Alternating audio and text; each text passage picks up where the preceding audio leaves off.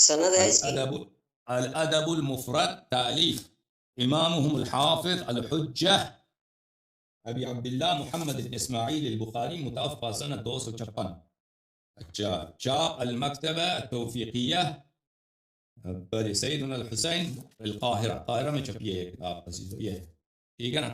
یہاں پر صفحہ نمبر 242 حدیث نمبر 724، بد معافی ہے، صفحہ نمبر 243 حدیث نمبر 726.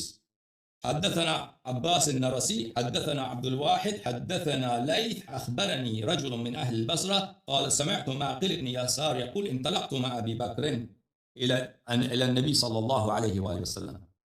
میں ابو بکر کے ساتھ نبی صلی اللہ علیہ وآلہ وسلم کے پاس گیا. فقال یا ابا بکر، انہوں نے فرمایا یا ابا بکر، للشرک اخفى فیکم اخفى من دبیب النمل، شرک تم میں، شرک آپ میں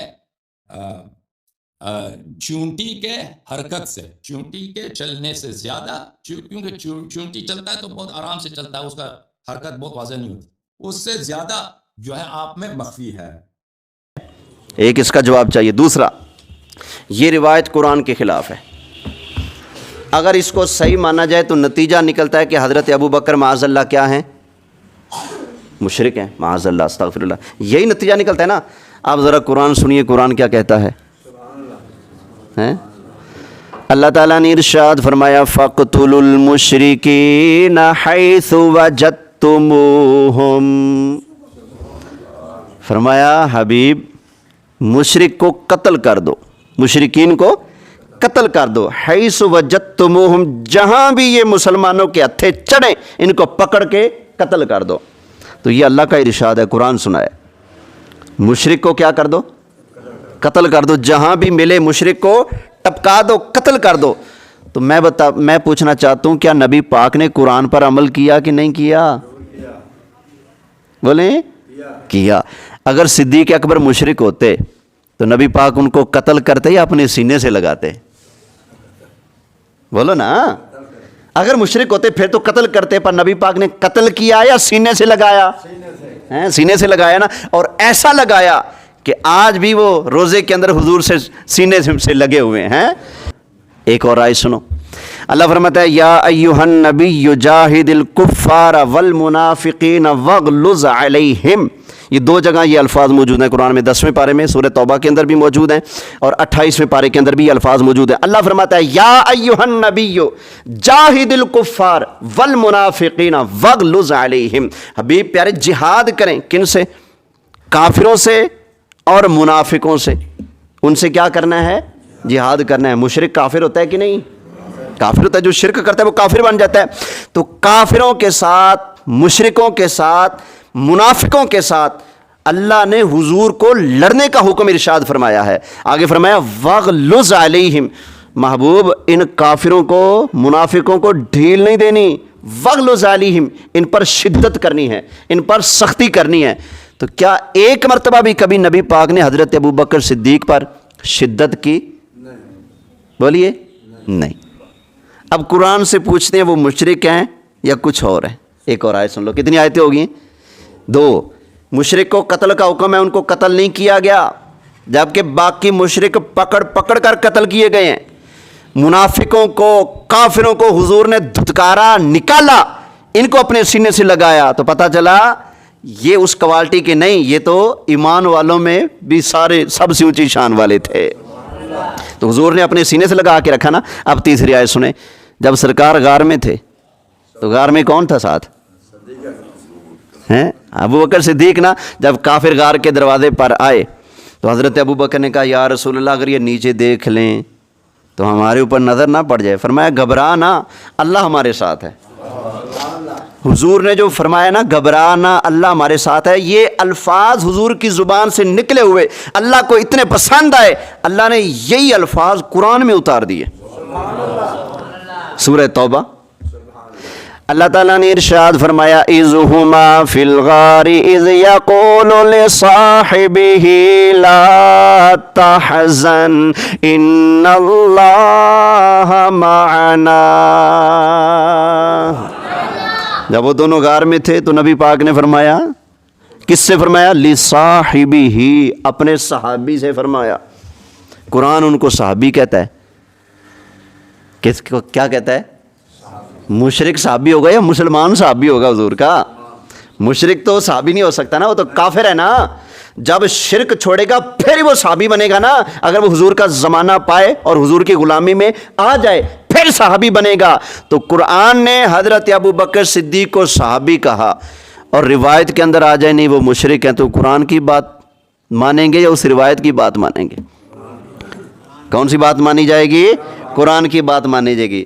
اور وہ بھی قرآن کے مقابلے میں روایت تب دیکھیں گے جب روایت صحت مند ہو۔ جو ہے ہی بیمار پہلے سے، اس کا قرآن کے ساتھ کوئی جوڑ توڑ بنتا ہے؟ بولیے نہیں نا۔ کتنی آیتیں ہوگی؟ 3۔ اب ایک اور آیت سنیے، مشرک کا ٹھکانہ کیا ہے بھلا؟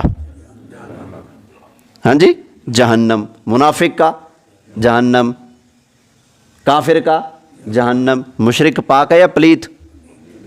انما المشرکون نجس، مشرک کیا ہے؟ پلیت ہے۔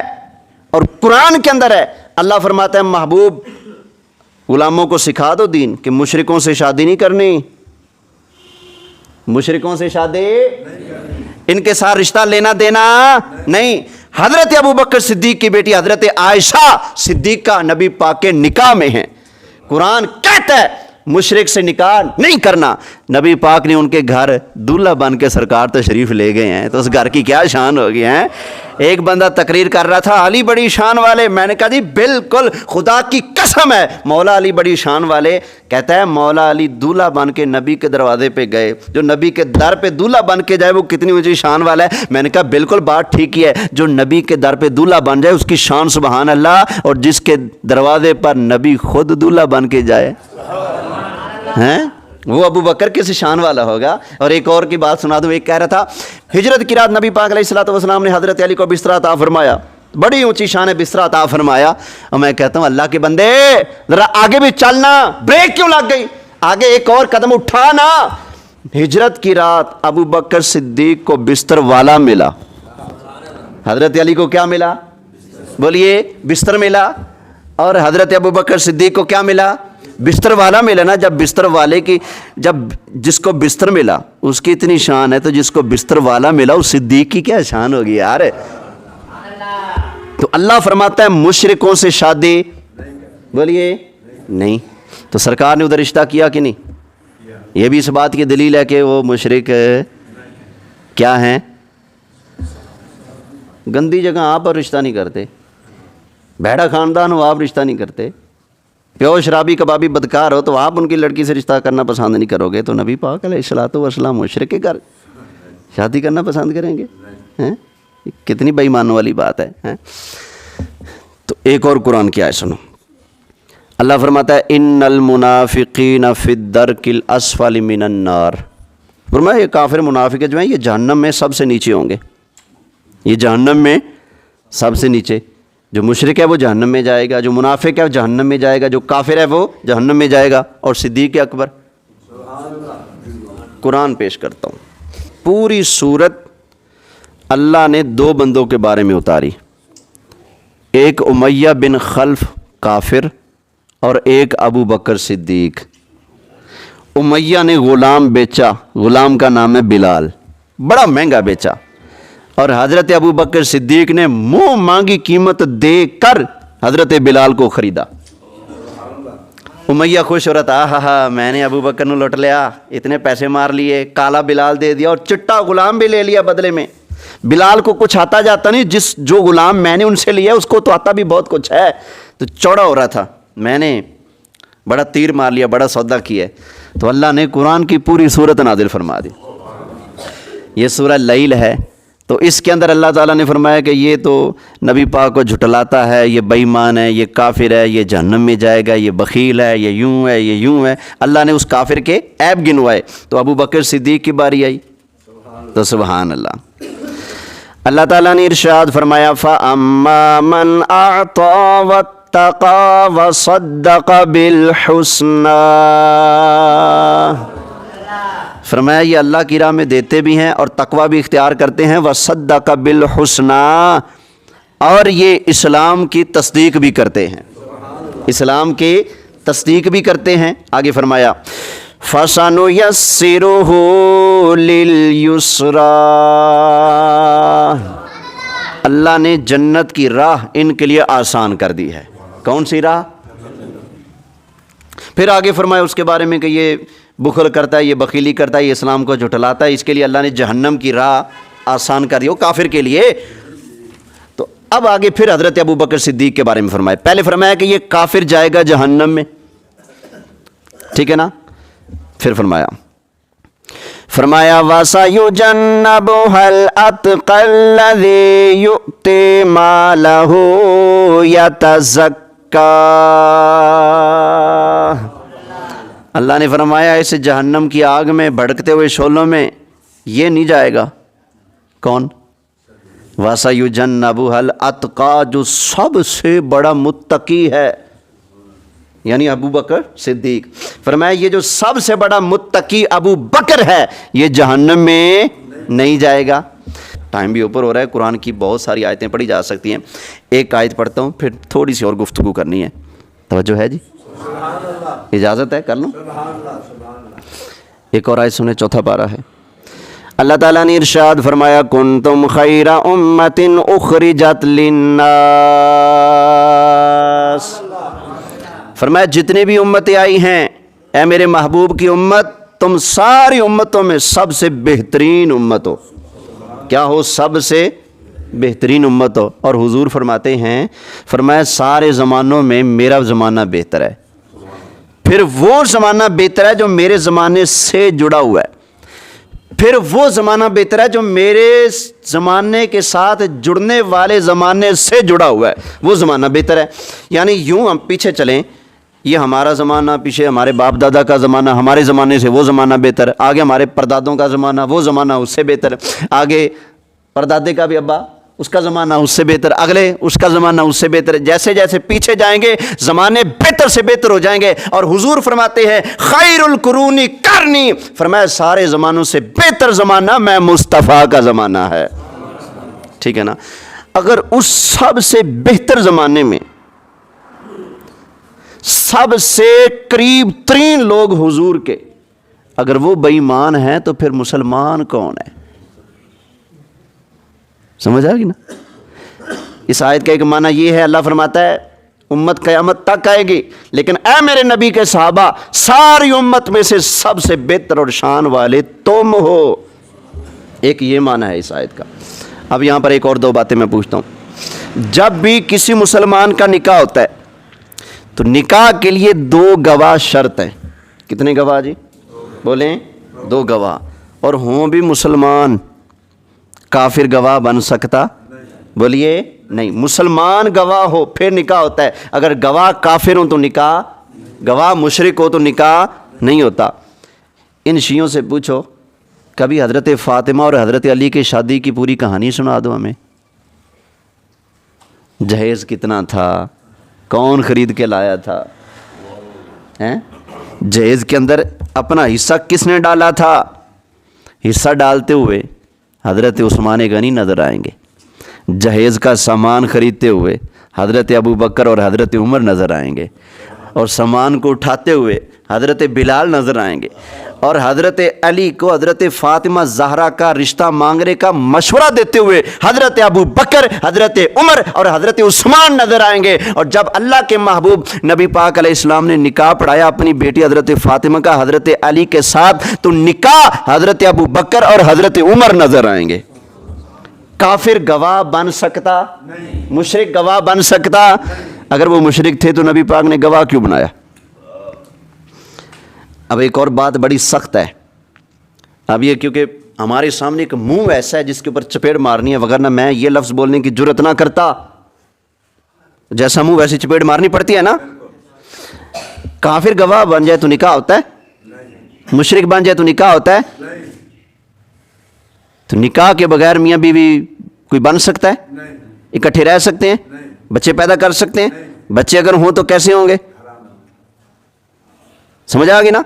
اب جو بندہ معاذ اللہ حضرت ابو بکر صدیق اور حضرت عمر کے اسلام کا انکار کرتا ہے وہ صرف ان کی شان کا انکار نہیں کر رہا, وہ سیدوں کو بھی تہمت لگا رہا ہے, وہ رسول اللہ کی بیٹی کی عفت اور پاکی پر بھی انگلی اٹھا رہا ہے. سمجھ آ گئی نا؟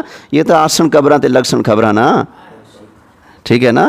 یہاں جو کچھ مرضی بکتے پھر رہے ہو, جب رسول اللہ کی بارگاہ میں جانا ہے تو رسول اللہ نے پوچھ لیا, اے میں تو کہا کرتا تھا کہ جتنا احسان مجھ پر ابو بکر نے کیا اتنا کسی نے نہیں کیا, جتنا نفع مجھے ابو بکر کے مال نے دیا ہے اور کسی نے نہیں دیا. اور حضرت علی خود فرماتے تھے لوگو میں نے حضرت ابو بکر صدیق کو دیکھا جب لوگ ڈرتے تھے, ابو بکر ڈرتے نہیں تھے, سینہ تان کر آ کر کافروں کے مقابلے میں لڑتے تھے اور مصطفیٰ کے لیے اپنے جسم پر ڈنڈے سوٹے کھاتے تھے. یہ کون فرما رہے ہیں؟ حضرت علی رضی اللہ تعالی عنہ. تو ہمیں بتایا جائے, حسن اللہ یاری تو ہمیں بتا, اگر وہ معاذ اللہ مشرک ہیں تو سیدہ کا نکاح کیسے ہوا؟ توجہ ہے؟ میرے خیال گفتگو کو یہیں پر ختم کرتے ہیں. اور بھی بہت ساری باتیں اس پر پیش کی جا سکتی ہیں, لیکن اپنوں کو تو منوانا مقصود نہیں ہوتا, اپنوں کو تازہ کرنا مقصود ہوتا ہے, تھوڑا فریش کرنا مقصود ہوتا ہے. سمجھ آ گئی نا؟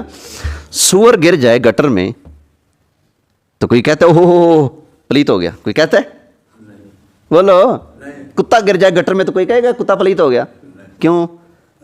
وہ پہلے ہی پلیت ہے, یہ تو پہلے ہی گندے ہیں, بک رہے ہیں, بکواسیں مار رہے ہیں. میں یہ لیکچر ان کے لیے نہیں دے رہا, یہ لیکچر آپ کے لیے دے رہا ہوں کہ ہماری بولی بیڑے نہ گر جائیں نا گندگی کے اندر. ہمارے جو مسلمان ہیں بھولے والے ہوتے ہیں نا, حضور فرماتے ہیں مومن بھولا ہوتا ہے, مومن دھوکہ کھا جاتا ہے, دھوکہ دیتا. بولیے, مومن بھولا ہوتا ہے, حضور کی حدیث ہے.